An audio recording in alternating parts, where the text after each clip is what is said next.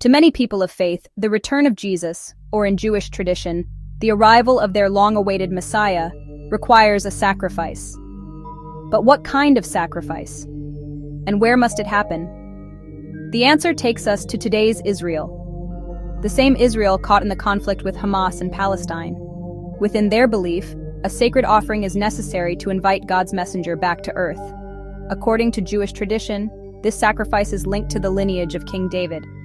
This is where the path of Christianity and Judaism diverges, yet both share the idea of a divine return.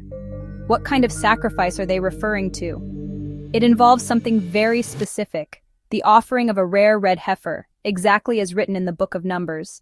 This belief has lasted for nearly 3,000 years. The red cow must be flawless, completely red from head to toe, never milked, never used for farming, not too young or too old.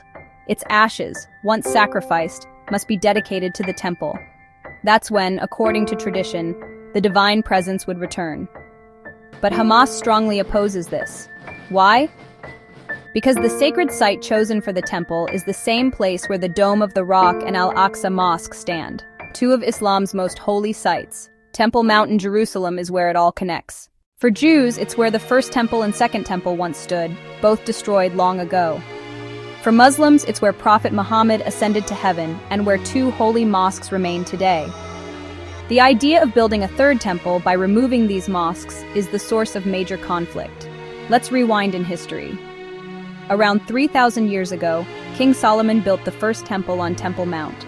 About 2,500 years ago, the Babylonians destroyed it. 50 years later, Jews rebuilt the second temple, only to see it demolished 400 years later by the Romans. For centuries, the site was left without a temple. Over time, with the spread of Islam, the Dome of the Rock and Al-Aqsa Mosque were built, making the site sacred for Muslims as well. Now comes the red heifer, Judaism's most sacred form of sacrifice. It's rare and difficult to find, as the animal must meet strict conditions. Its ashes, once burned, are believed to purify and prepare for God's return. For centuries, this cow was never found. But in modern times, a group of red cows was brought from Texas to Israel, sparking renewed attention. Activists believe this discovery could open the way for the construction of the third temple. But this sparks outrage. Local Palestinians and Muslims around the world fear that in the name of this prophecy, mosques could be destroyed.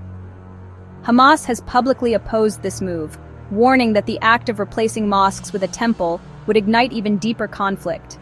What makes this story striking is how faith, prophecy, and politics are tied together. Sacrifice is not unique to Judaism. Many cultures have traditions of offerings.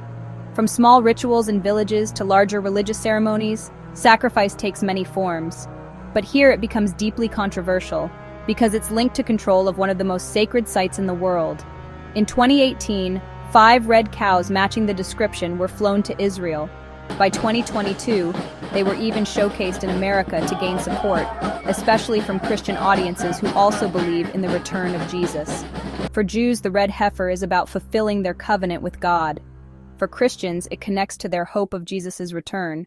And for Muslims, it's about protecting their holy sites. The tension lies here. Should a temple be rebuilt after 2,000 years by removing mosques that millions hold sacred today?